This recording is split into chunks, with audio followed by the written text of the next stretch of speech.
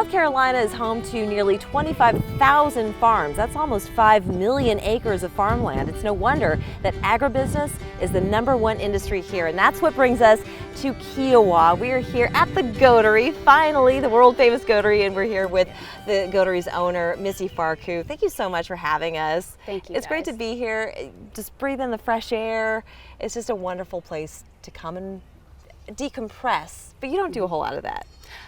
You know, I could be here or at an office, and I'd rather be here, so. But you work very hard, and maybe you could just tell our audience a bit about what the Goatery is all about, what you do here. Well, we are a goat dairy.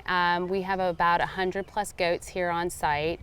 We are supposed to be making cheese. We were a little delayed during COVID, but we're up and running in about 3 weeks. To buy us time until the dairy came, we started working in agritourism, which is we opened up our doors to the farm and we kind of lifted up the hood of the car per se to expose people to what the farming industry is. And we share our site with multiple farms, so we actually are able to expose everything from cattle to chickens as well. And I think that's great. Agritourism is a wonderful way for people to just have that tangible experience of seeing and feeling what a farm and operating a farm looks like. And we have to be a community of supporters of our farmers, and we'll get into that a little bit later because there's a big event that's happening that's going to give us all an opportunity to partake in that experience. You do deal with other entities as well, so you all work together in many respects. It's not competition, it's a unified front. Yeah, so Kiawah River, the actual neighborhood, is one of its first kind of an agri-hood here in the Low Country,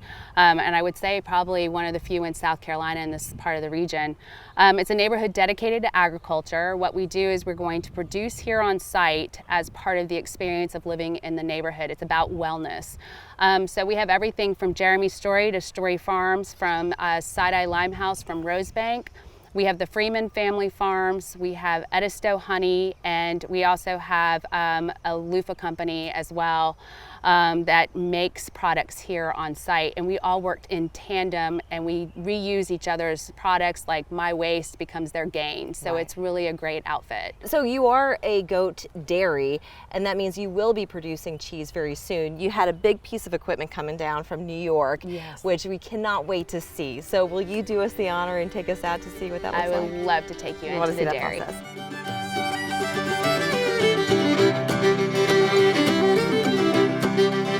All right, Missy, so you've brought us out to this new station in the history of what you're making here at the Goatery.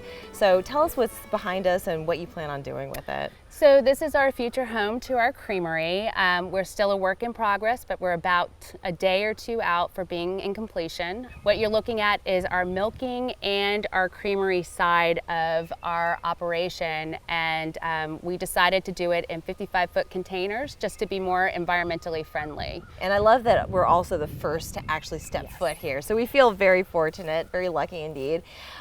So to have a goat farm, a goat dairy, how unique is that to South Carolina?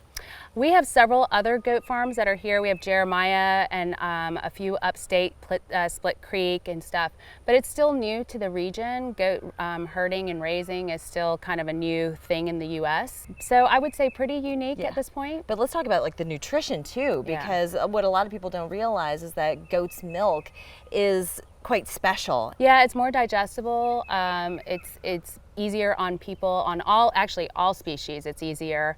But the interesting thing is milk is also of our same pH on our skin. So it's great for both skin on the outside and also our bodies on the inside. And that's what you're gonna be producing here. Not just milk, cheese, but also skincare products. Yes.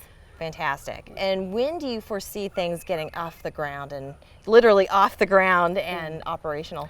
We're right now aiming for June, and we're hoping to be operating. You know, we have to test and do all that stuff, but we'll be ready to serve the public very, very soon. The Goatery at Kiawah River, that's going to be the name of the cheese and the milk and all the good stuff. Absolutely. I cannot wait to go into the store and buy it and see it on the shelves. This is so fantastic. Me too. All right, so Catherine is waiting for us. So we're going to head out back to the goats, and we're going to talk about the big 5K that's coming up.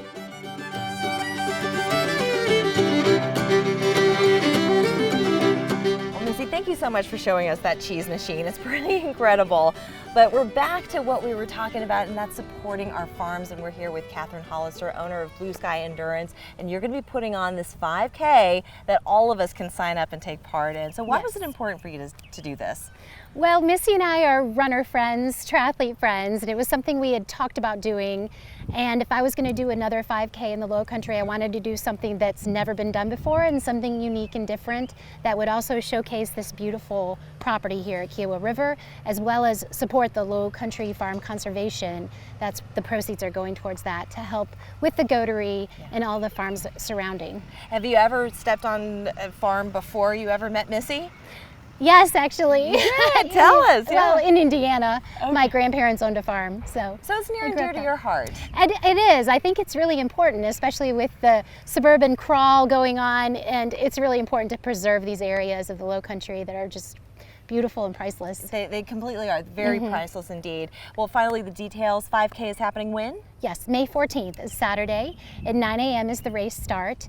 But anybody coming from outside of Johns Island, leave really, really early to get here. But you do have to pre-register. We won't have race day registration. Okay, no race day registration. So Yes. make sure you pre-register. Yes. And just, you can bring kids, Yes. adults. Baby joggers can Baby do fine joggers. on the trails as well. Perfect. But we only have about 150 slots left. So if you're thinking about it, sign up soon. All right, get to hoofing, everybody. Thank you so much for having us out here. Thank Good you. to talk to you too. We're back after this.